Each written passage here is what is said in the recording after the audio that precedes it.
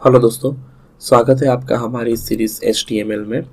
Last जो हमारा session था उसमें हमने दो चीज़ें सीखी थी, आई फ्रेम और फाइल पाथ। दोनों HTML में बहुत ही इम्पोर्टेंट चीज़ें हैं। मैं आशा रखता हूँ कि आपने उसे अपने सिस्टम में ट्राई किया होगा। अगर आपको आई फ्रेम और फाइल पाथ लर्न करने में कोई भी प्रॉब्लम हुई है, एग्जीक्यूट करने में अगर आपने डिफ़िकल्टी फेस करी है, तो आप हमें forum.learn1.com पर इन्फॉर्म कर सकते हैं। हम आपकी इश्यूज़ को जल्द से जल्द रिवर्ट करने की ट्राई करेंगे। आज का जो हमारा टॉपिक है वो है HTML heading, anchor and image tag. Previous जो हमने सेशंस लिए थे उसमें हमने ये तीनों टैग्स तो यूज़ कर ही दिए हैं, लेकिन आज हम इस सेशन के अंदर इन तीनों टैग्स को इन डेप्थ चेक करने वाले हैं। तो आइए स्टार्ट करते हैं आज का हमारा सेशन। सबसे पहला है जो है वो है HTML का हेडिंग। सो हेडिंग हमने देखे थे कि total 6 types of HTML headings हमारे पास अवेलेबल है। H1 से लेके H6 तक के हमारे पास टैग्स अवेलेबल है, और हर एक जो टैग हमारे पास अवेलेबल है उसकी एक फिक्स साइज दी जाती है। सो आज हम देखेंगे कि किस टैग की कितनी साइज है। तो सबसे पहले तो हम प्रोग्राम देखेंगे, और प्रोग्राम में हम हमारे H1 से लेके H6 तक के सारे टैग्स को रन करेंगे। सो फॉर एग्जांपल मैं सबसे पहले एक टेक्स्ट लिखूंगा, हेलो हाउ आर यू, और इसको मैं कॉपी कर दे रहा हूँ। सबसे पहले मैं इसे लिखूंगा H1 टैग के अंदर, बाद में मैं इसे सेम लिखूंगा H2 के अंदर, same H3 paste close H3, H4 close H4, H5 paste close H5, and the last one H6 close H6। अब बिकॉज हमने आगे जब हम ब्लॉक लेवल एलिमेंट सीखे थे तब हमने सीखा था कि जो हेडिंग टैग्स है वो हमारे ब्लॉक लेवल के टैग्स है। सो जैसे ही ये टैग खत्म होता है उसके बाद जो नया टैग आता है वो न्यू लाइन से ही शुरू होता है। बिकॉज ऑफ दैट हमने यहाँ पर BR टैग मतलब लाइन टैग ऐड नहीं किया है। ऑटोमेटिकली जो दूसरा जो टैग है मतलब H1 के बाद H2 है, H2 के बाद H3 है, वो ऑटोमेटिकली न्यू लाइन से ही शुरू होगा। So save and run this program. So जैसे ही हम इस प्रोग्राम को रन करते हैं हमारा आप देख सकते हैं कि आउटपुट में पहला जो हेलो हाउ आर यू है वो H1 टैग में है, फिर दूसरा H2 में, फिर H3, H4, H5 and last one है H6 द स्मॉलेस्ट। तो ये जो सारे फॉन्ट्स हमें दिख रहे हैं, सो इसकी एक पर्टिकुलर हाइट फॉन्ट साइज होती है। तो वो फॉन्ट साइज क्या है वो हम आज देखेंगे। तो स्लाइड में सबसे पहले यहाँ नीचे नोट है कि the height of 1 EM usually 16 pixel. So जैसे कि जब हम हमारा हाइट मेजर करते हैं ह्यूमन बॉडी का, सो हम या तो उसे मीटर में, सेंटीमीटर में या फीट्स में मेजर करते हैं। सेम वे जो हमारा साइज होता है फॉन्ट साइज या फिर सिस्टम का कोई भी जब हम स्क्रीन देखते हैं तो स्क्रीन साइज हमारी पिक्सल में मेजर होती है, और हर पिक्सल के बाद दूसरा एक मेजर है वो है EM। सो या तो यहाँ पर जैसे कि 100 सेंटीमीटर के ऊपर हमें 1 मीटर अलाउ होता है, सेम वे में यहाँ पर अगर एक EM हमने लिया है सो एक EM की साइज हमें दी गई है वो है 16 पिक्सल। आई एम रिपीटिंग, अगर एक EM हम यूज करते हैं तो उसकी साइज होती है 16 पिक्सल। मतलब अगर हम एक पिक्सल कलेक्ट करते हैं तो जब वो 16 पिक्सल हो जाता है तब हम उसे 1 EM से रिप्रेजेंट करते हैं। सो ये EM की यहाँ जो हमारे हेडर टैग्स है वो उसकी साइज 2 मेजर में यहाँ लिखी गई है, 2 यूनिट में। पहली है EM के अंदर और दूसरी है PX के अंदर। सो यहाँ पर हम देखेंगे कि स्टार्टिंग फ्रॉम 2 EM हमारा H1 टैग स्टार्ट होता है। सो आउटपुट में ये जो फॉन्ट साइज अभी हमें दिख रही है, लेट्स से दी H, तो ये फॉन्ट साइज हमारी 2 EM हो रही है। सो H हमारा 2 EM है, E हमारा 2 EM है। सो ये हमारी फॉन्ट साइज कितनी है, 2 EM। सो अगर हम इसे फॉन्ट साइज पिक्सल में चेक करें तो ये हो रही है हमारी 16 पिक्सल। फिर उसके बाद आता है हम H2 टैग के ऊपर। H2 टैग की साइज है 2 EM में से 0.5 कम, मतलब 1.5 EM जो पिक्सल में हो रही है 24 px। सेम वे ये हुआ हमारा 1.5 EM। उसके बाद उसमें से 0.5 कम करने पे उसका भी थोड़ा कम करने पे हमें मिल रहा है 1.17 EM, that is 18.72, that is our H3 tag, that is this one. उसके बाद हमारा 1 EM वाला है हमारा H4, जो कि ये है। पिक्सल में देखिए तो 16 पिक्सल उसकी साइज़ है। उसके बाद H5 और H6।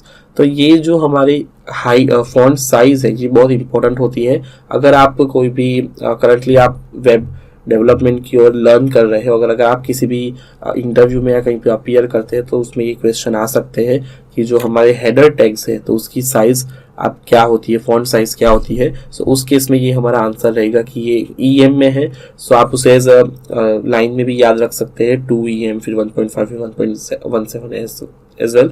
या तो फिर आप उसको पिक्सल में याद रख सकते हैं 32, 24, फिर 18.72, 16 सेम वे। सो ये हमारा HTML हेडिंग का ये कंसेप्ट लेने का जो मेन रीज़न है वो ये है कि हाँ इंट्रोड्यूस करवाना आपको कि कौन से हेडिंग टैग की क्या फॉन्ट साइज है। आगे चलते हैं, हमारा नेक्स्ट है एंकर टैग। अभी एंकर टैग भी हमने सीखा था कि जब हमें कोई URL पे रीडायरेक्ट होना होता है तब हम एंकर टैग का यूज़ करते हैं। सो लेट्स से उसका एग्जांपल है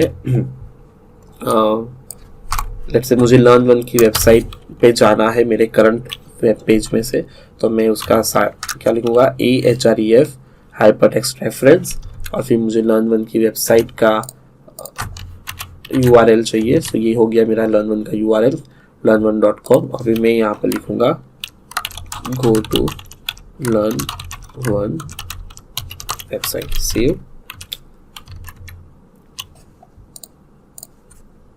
रीलोड। सो ये आ गया हमारा URL। अभी जो यहाँ पर हमें आज सीखने वाले हैं वो है पहले तो हम दो एट्रीब्यूट सीखेंगे। एट्रीब्यूट है HREF और टारगेट।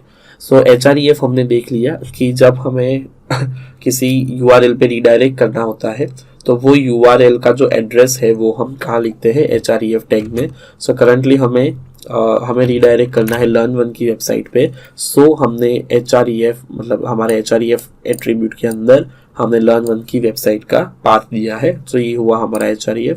नेक्स्ट है हमारा टारगेट। सो टारगेट के अंदर हमें दो चीज़ होती है। अगर हमें सेम उसी पेज के अंदर हमें लेट्स से करंटली हमारा ये वाला वेब पेज है, सो अगर मुझे इसी वेब पेज के अंदर नया वेब पेज लोड कराना है तो मैं टारगेट के अंदर कुछ भी नहीं लिखूंगा। डिफ़ॉल्ट यहीं पर हमारा लर्न1 की वेबसाइट लोड होके आएगी। अगर मुझे लर्न1 की वेबसाइट को जब मैं इस लिंक के ऊपर क्लिक करूं तब मुझे यहाँ पर नहीं ओपन करना है बल्कि यहाँ न्यू टैब में ओपन करना है। सो ऑटोमेटिकली न्यू टैब में ओपन कराने के लिए मैं टारगेट में हम अंडरस्कोर ब्लैंक लिखते हैं। तो ये हमारा कीवर्ड हुआ। अगर हमें लर्न1 की वेबसाइट को सेम पेज में लोड कराना है तो हम कुछ भी नहीं लिखेंगे, लेकिन अगर हमें हमारी लर्न1 की वेबसाइट को अगर न्यू टैब में ओपन करना है तो हम उस केस में टारगेट लिखेंगे। तो सबसे पहले हम ये पोर्शन निकालते हैं, इसमें सेव कर रहा हूँ। और अभी करंटली हम सिर्फ एक HREF देख रहे हैं, मतलब खाली एक एट्रीब्यूट देख रहे हैं HREF।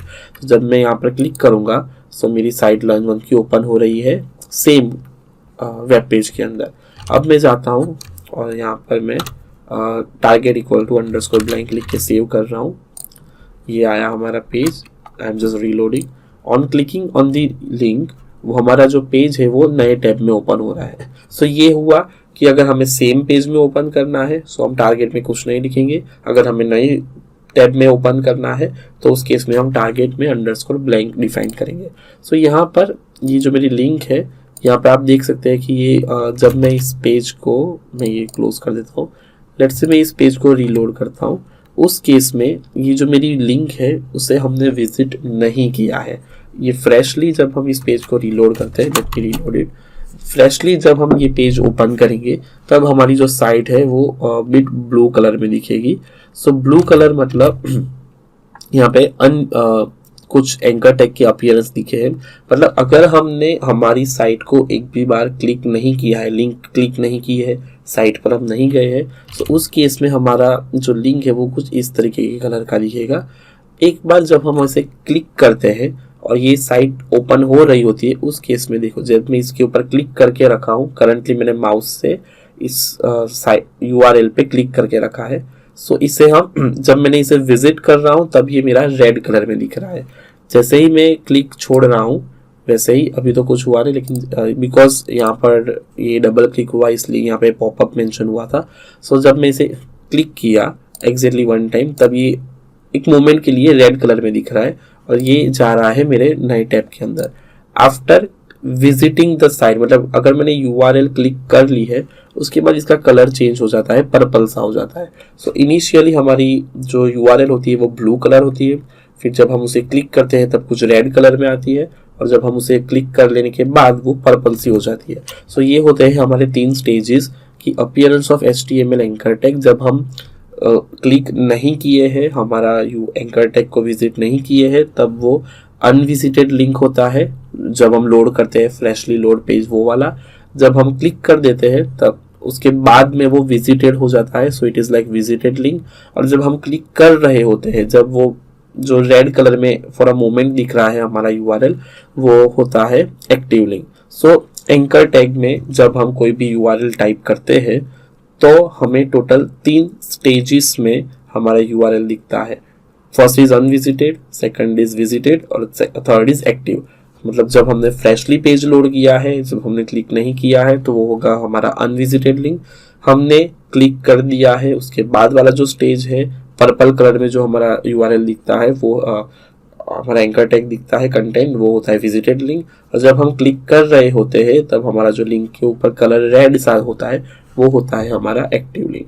सो ये हुए हमारे एंकर टैग में 2 एट्रीब्यूट्स हमने आज दिखे हैं, एक href जो हमने पहले भी देखा था, और आज हमने सीखा है टारगेट। मतलब अगर हमें इसे न्यू टैब में ओपन करना है सो हम टारगेट में अंडरस्कोर ब्लैंक देंगे, और हमारी HTML की जो लिंक है उसको हम कैसे अपीयरेंस देते हैं, तो अनविजिटेड, विजिटेड एंड एक्टिव।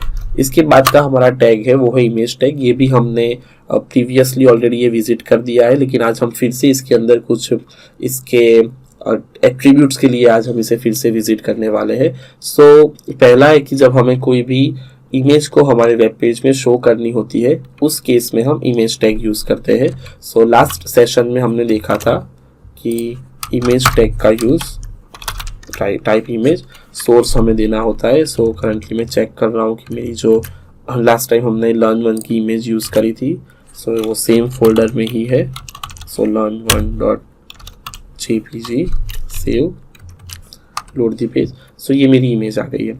सो मेरा पहला जो एट्रीब्यूट था इमेज टैग के अंदर वो है img image, sorry src source. So यहाँ पर हम सबसे पहला जो एट्रीब्यूट यूज किए हैं वो है सोर्स, दूसरा जो एट्रीब्यूट है वो है हमारा हाइट, और तीसरा होगा width. So height and width हम नॉर्मली साथ में ही यूज करते हैं। सो लेट्स से मुझे मेरी इमेज को हाइट देनी है 100 पिक्सल और विड्थ देनी है मुझे 100 पिक्सल। सो 100 लिखने के बाद जब मैं यहाँ पे लोड कर रहा हूँ सो ये मेरा 100 विड्थ और 100 हाइट आ रहा है, बिकॉज मेरी इमेज का जो अंदर कंटेंट है learn1 वो हॉरिजॉन्टली काफ़ी लंबा है, इसलिए जब मैंने उसे एक फिक्स विड्थ दी है 100 तब वो श्रिंक होके मुझे दिखाई दे रहा है। अगर मुझे इसे थोड़ा और बड़ा करना है तो मैं इसकी विड्थ ऑलमोस्ट लेट्स से 800 कर दे रहा हूँ। रीलोड द पेज और ये हमारा जो इमेज है वो अभी वाइड दिख रहा है। सो ये हुए हमारे 2 attributes, height and width. So total 3 attribute हुए।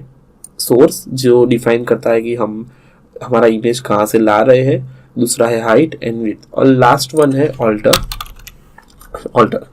लेट्स से हमने जो पाथ डिफाइन किया है, मतलब ये वाला, उस पाथ के ऊपर इमेज नहीं है, तो उस केस में हमें क्या मिलता है, वो ब्रोकन इमेज हमें यूजुअली दिखाई देती है। लेकिन वो जब हम पेज डिज़ाइन करते हैं तब वो ब्रोकन इमेज एक प्रॉपर डिज़ाइन नहीं है, वो थोड़ा गंदा भी दिख रहा है। सो उस केस में अगर हमें ब्रोकन इमेज नहीं दिखानी है और एक मीनिंगफुल टेक्स्ट यूज़र को शो करना है कि यहाँ पर एक्चुअली में एक इमेज है जो किसी रीज़न से लोड नहीं हो रही है, सो ऑल्ट एट्रीब्यूट हमें फैसिलिटी देता है कि जब हम इमेज शो कर रहे हैं और इमेज लोड नहीं हो पा रही है तो उस केस में आप ऑल्टरनेटिव कोई प्रॉपर मैसेज शो करो। सो लेट्स से मैंने learn1 का लोगो दिखाया है और मेरा learn1 का लोगो लोड नहीं हो रहा है, सो मैं यहाँ लिखूंगा learn1 logo is here,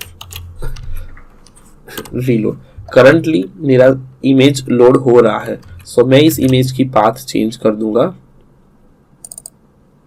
okay, let me delete it here।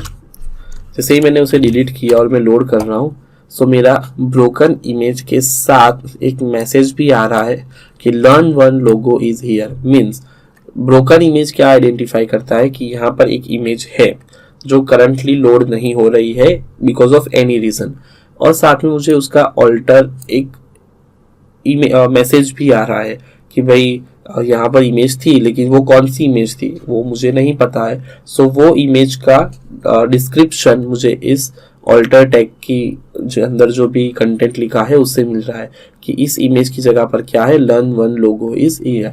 तो यहाँ पर जो ALT एट्रीब्यूट है ये हमें एक फैसिलिटी देता है कि आप कैसे अगर इमेज लोड नहीं हो रही है सो इमेज की बदले आपको एक मीनिंगफुल मैसेज भी पास करते हैं। तो ये हमारे 4 एट्रीब्यूट हुए, source, height, width and alternative message. अब लास्ट है कि इमेज टैग को हम एज अ लिंक भी यूज कर सकते हैं। सो एज वी नो कि अगर हमें लिंक यूज करनी है तो हम एंकर टैग यूज करते हैं। सो अगर एंकर टैग में हम नॉर्मली कंटेंट लिखते हैं। सो जैसे कि href is my learn one की वेबसाइट। मैं यहाँ से लर्न वन की साइट का पाथ कॉपी कर रहा हूँ और मैं यहाँ पर लिख रहा हूँ लर्न वन, ये क्लोज, और यहाँ पर आ गया लर्न वन। अगर मुझे लर्न वन की लिंक की जगह पर मतलब करंटली मैंने यहाँ पे टेक्स्ट में लिखा है लर्न वन, तो मुझे अगर टेक्स्ट नहीं चाहिए बल्कि मैं चाहता हूँ कि मैं लर्न वन की इमेज के ऊपर क्लिक करूँ और मेरी लर्न वन की साइट ओपन हो जाए। सो उस केस में मैं क्या करूँगा, सो करंटली मेरा जो लर्न वन का जो इमेज है वो इमेजेस के अंदर है। सो मैं यहाँ पर images/learn1.jpg लिख रहा हूँ। Let me reload the page. So यहाँ पर आ गया मेरा लर्न वन का लोगो। मैं इसे थोड़ा प्रॉपर करने के लिए ये हाइट विड्थ निकाल रहा हूँ ताकि ये मेरा लर्न वन का लोगो ठीक से दिखे। सो करंटली मैं इसके ऊपर क्लिक कर रहा हूँ तो कुछ नहीं हो रहा है, लेकिन जब मैं इसके ऊपर क्लिक करूँगा तो मेरी लर्न वन की साइट ओपन होगी। बट आई वांट कि इसके ऊपर नहीं बल्कि इस लोगो के ऊपर क्लिक करने पर मेरी साइट ओपन हो। सो मैं क्या करूँगा, ये जो लर्न वन है इसे मैं रिमूव कर रहा हूँ और ये जो पूरा इमेज टैग है वो मैं कट करके इस ए टैग के अंदर मैं लिख रहा हूँ।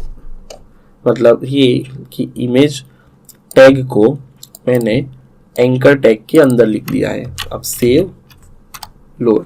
तो जब मैंने इसके ऊपर लोड किया तो यहाँ से मेरा जो कंटेंट था लर्न वन लिखा हुआ लिंक वो निकल गया है, और अभी ये जो मेरा लोगो है उसके ऊपर जब मैं होवर कर रहा हूँ तब आपको हाथ जैसा साइन दिख रहा है जिसे हम कर्सर बोलते हैं। सो ये मेरा कर्सर अभी एज अ पॉइंटर दिख रहा है। मीन्स ये जो मेरा लोगो है वो लोगो अभी एक लिंक बन गया है। सो जब मैं इस पे क्लिक करूंगा तो ये मुझे रीडायरेक्ट कर रहा है, ब्राउजर रीडायरेक्ट कर रहा है मुझे लर्न वन की वेबसाइट पर। मीन्स करंटली ये जो इमेज है मेरा लर्न वन का इमेज, ये लर्न वन का इमेज मुझे सर्व कर रहा है एज अ URL। ये हमने सीखा कि URL लर्न वन की कोई भी, नॉट ओनली लर्न वन, कोई भी इमेज को हम कैसे लिंक में कन्वर्ट करते हैं। तो सिंपल वे है, सबसे पहले आप ए टैग के अंदर आपको जिस URL पे रीडायरेक्ट होना है वो आप ऐड करें। सो करंटली मुझे लर्न वन की साइट पे जाना है तो वो मैंने ऐड किया है। और उसके बाद ए के अंदर जहाँ पर हम नॉर्मली कंटेंट लिखते हैं, वर्ड्स में लिखते हैं, वर्ड्स की जगह पर आप इमेज टैग यूज करें और इमेज के अंदर आप जो भी आपकी इमेज हो वो आप यहाँ पर ऐड कर सकते हैं। Remember to add alter ALT tag. So आपको एक ऑल्टरनेटिव कंटेंट मिलता है, डिस्क्रिप्शन मिलता है कि जो भी आप इमेज लोड कर रहे हो वो इमेज अभी अवेलेबल नहीं है, तो उसकी जगह पर हमें एक मीनिंगफुल मैसेज मिलता है। सो ये हुआ हमारा इमेज टैग के attributes, source, alter, due tag, width and height, और हम कैसे इमेज टैग को एज अ लिंक यूज करते हैं। सो आज की हमने जो सेशन में तीनों चीज सीखी है, हेडिंग, उसके बाद एंकर टैग और इमेज टैग, जो हमने इन डेप्थ सीखे हैं। सो आई विश कि आप सब उसे ट्राई करें, आपके सिस्टम में आप एक वेब पेज बनाए और उसके अंदर ये तीनों चीजें ट्राई करें, और जो डिफरेंस है हेडिंग टैग का वो आप देखें, उसे नोट कर लें, और एंकर टैग और इमेज टैग को एज ए कॉम्बिनेशन और अलग अलग भी ट्राई करें। अगर आपको ये ट्यूटोरियल में जो भी एग्जांपल दिए हैं वो एग्जांपल परफॉर्म करने में कोई भी डिफिकल्टी आ रही है तो आप हमें forum.learn1.com पे इन्फॉर्म कर सकते हैं। हम आपकी प्रॉब्लम्स को जल्द से जल्द रिवर्ट करेंगे। नेक्स्ट इसके बाद जो हम सेशन लेने वाले हैं उस सेशन में हम सीखने वाले हैं HTML table. So see you there guys. Thank you.